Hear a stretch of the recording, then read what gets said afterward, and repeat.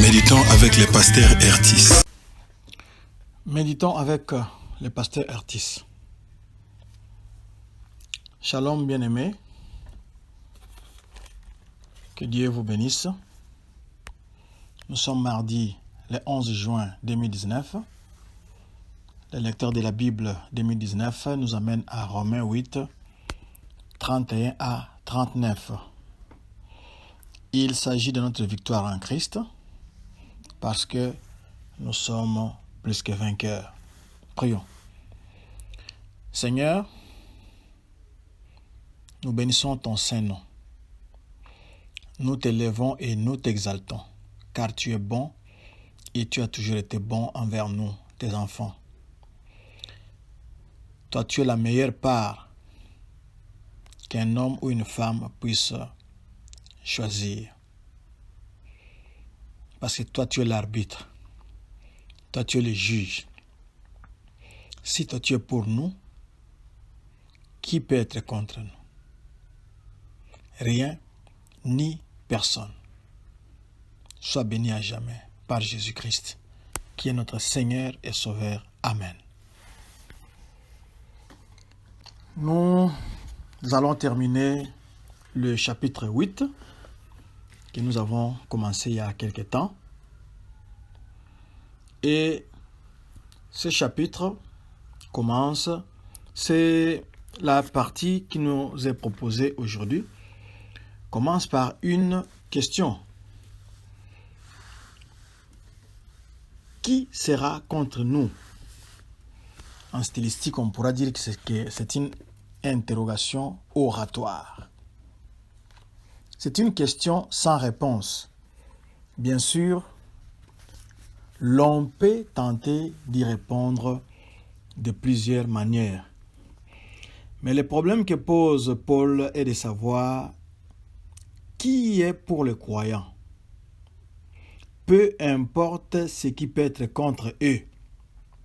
Ici, Dieu lui-même est pour les croyants.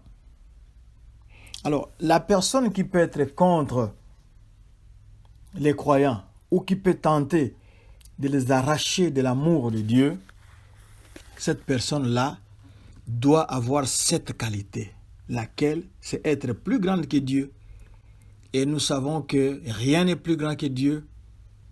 Dieu est plus grand que tout et tous. Donc, personne ne pourra être contre les croyants. Le verset 32, toute chose avec lui. Ici, lui se rapporte au futur héritage comme fils de Dieu. Toute chose avec lui. Il se rapporte au futur héritage comme fils de Dieu et co-héritier avec Christ. Ce dont nous avons besoin, ici, les choses les plus importantes dont un croyant a besoin, c'est la justification et la sanctification. Et ces choses-là viennent avec Christ. Nous allons utiliser un langage commercial. Donc ces choses-là viennent dans les kits. On vous donne un kit complet. Quand vous avez acheté un téléphone, on ne va pas seulement vous donner un téléphone dans un magasin, dans un shop. On ne vous donne pas seulement les téléphones. Dans cette boîte là où il y a les téléphones, vous trouverez les manuels d'utilisateur, vous trouverez les chargeurs, et dans certains téléphones, vous pouvez même trouver les écouteurs de réserve. Donc, les kits complets, on vous les donne. Alors, dans les kits complets que Dieu nous a donnés, il y a Jésus-Christ, il y a aussi la justification et la sanctification. Ce sont des choses qui viennent avec Jésus-Christ. Donc, toutes choses avec lui. Toutes. Bien sûr, il y a d'autres petites choses que nous pouvons ajouter dans ces kits-là. Mais les plus importantes sont celles que nous venons de citer. Le verset 33.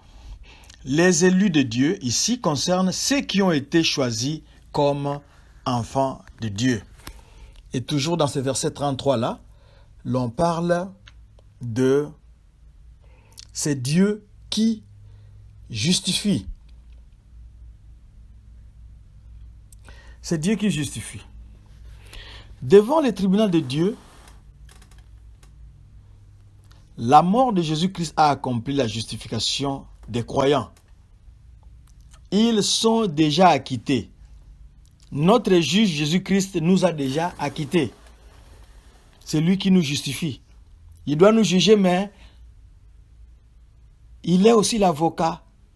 Il nous a déjà défendus et il nous a déjà justifiés et acquittés. Nous sommes acquittés. Une autre question, c'est au verset 34. Qui les condamnera? Les croyants ne sont plus sujets à condamnation. Le verset 1 de Romains 8 nous l'a clairement dit. Il n'y a donc maintenant aucune condamnation pour ceux qui sont en Jésus-Christ. Et nous savons que la mort de Jésus-Christ a déjà couvert nos péchés, d'après Romains 3, 25.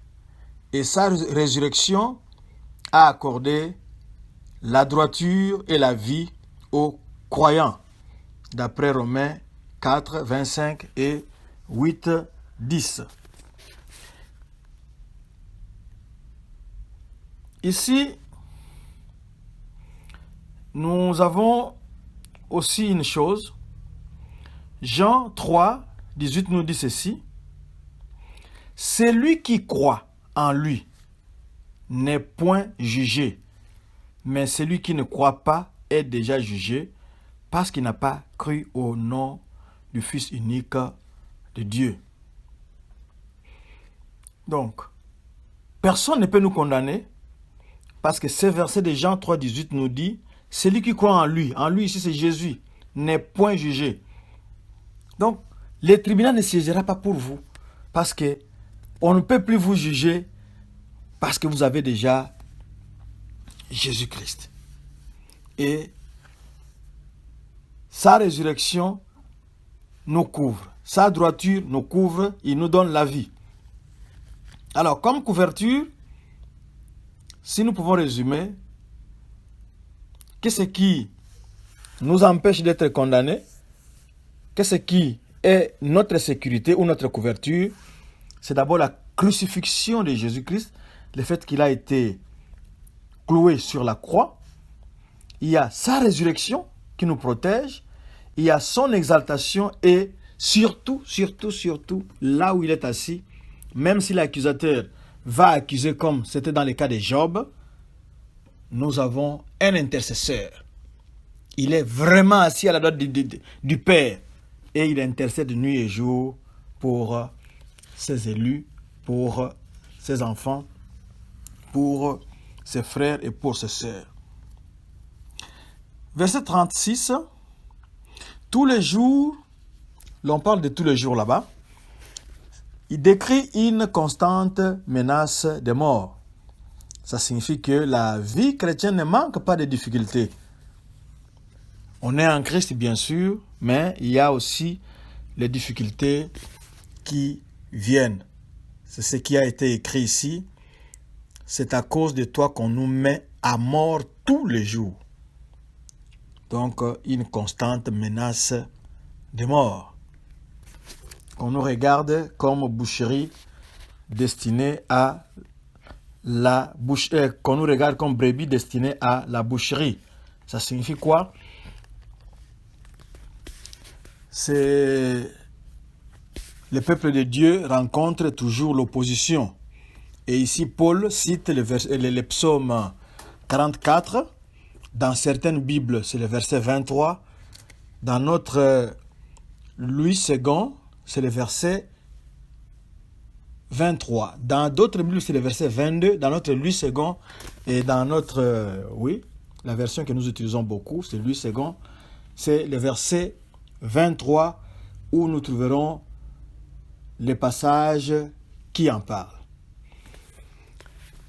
Le verset 37, plus que nous sommes plus que vainqueurs. Mais dans toutes ces choses, nous sommes plus que vainqueurs par celui qui nous a aimés. Les croyants sont des super vainqueurs. Les mots qui ont été utilisés ici en grec signifient au-dessus et au-delà de la victoire. Les croyants contrôlent la victoire, les croyants jouissent de la victoire, les croyants sont bénéficiaires de cette victoire-là, même s'ils n'ont pas combattu, comme le chantait un musicien congolais qui disait que il n'a jamais gagné même une petite bagarre de quartier, mais on l'appelle super-héros. On l'appelle plus que vainqueur, même si vous n'avez pas combattu, mais la victoire de Christ est la vôtre. Le verset 38. Car j'ai l'assurance que ni la mort, ni la vie, ni les anges, ni les dominations, ni les choses présentes, ni les choses à venir. Paul veut montrer que rien ne pourra séparer les croyants de l'amour de Dieu manifesté en Jésus-Christ. Ici, Paul connaît cette vérité-là, qu'il n'y a rien. Non seulement il connaît cette vérité-là, mais il en est convaincu. Il y a des gens qui connaissent la vérité, mais qui ne sont pas convaincus. Il sait que c'est comme ça, mais intérieurement, il n'est pas convaincu. Mais ici, Paul connaît la vérité et il en est convaincu. C'est comme ça qu'il la partage avec nous pour dire que rien ne pourra séparer les croyants de l'amour de Dieu, quelles que soient les circonstances contraires qu'ils rencontrent. Mais malheureusement, nous entendons ces mots et nous ne pouvons pas les appliquer dans notre vie quotidienne. Satan est connu comme le menteur. Il cherchera toujours à persuader les croyants que l'amour de Dieu est moins que ce que prétend ce passage. Quelles que soient les circonstances, Dieu sera toujours là avec vous. Notre sécurité est absolue en Jésus-Christ. Donc, rien. Alors, nous avons, avant de terminer, nous avons 3 versets que nous pouvons mémoriser. On peut mémoriser même plus, mais faute de temps, nous limitons à l'essentiel. Vous pouvez mémoriser tous les passages comme vous mémorisez les chants. Ça peut être un long chant, mais vous les mémorisez. À l'école, vous mémorisez la récitation. Alors ici, il s'agit de 3 versets que nous allons proposer. Nous proposons le verset 32. Nous dirons ceci, Romains 8, 32. Lui qui n'a point épargné son propre fils, mais qui l'a livré pour nous tous, comment ne nous donnera-t-il pas aussi toutes choses avec lui? Verset 34. Romains 8, 34. Qui les condamnera? Christ est mort. Bien plus, il est ressuscité. Il est à la droite de Dieu et il intercède pour nous. Et enfin, le dernier verset que nous proposons. Mais dans toutes ces choses, nous sommes plus que vainqueurs par celui qui nous a aimés. Romains 8, 37. Ce sont les versets que nous allons mémoriser parce que la parole de Dieu, c'est la nourriture pour notre esprit. Ici, le verset 34 nous a dit que le verset 32 nous a dit que Dieu n'a point épargné son fils. Il pouvait l'épargner, ne pas nous le donner. Mais il nous a donné Jésus-Christ. Et comme nous avons parlé du kit, dans ce kit-là, il nous donne tout ce dont nous avons besoin. Nous pouvons simplement nous tourner vers lui en ce moment. Quel est votre besoin? Parce que ce qui est grand, c'est Jésus. Dieu n'a pas hésité à donner. Alors, pour parler comme les Ivoiriens, votre problème là, c'est petit. Amenez-le seulement à Dieu maintenant. Parce que ce qui était grand, ce qui était difficile, Dieu l'a accompli. C'est-à-dire, donner son propre fils. Il n'en avait pas deux. Unique. Son fils bien-aimé. Il n'a pas hésité à vous le donner. Alors, allez à lui maintenant avec votre besoin, avec votre problème, dans ces kits-là. Kit qu'on appelle Jésus, Dans ce paquet-là qu'on appelle Jésus, il y a tout.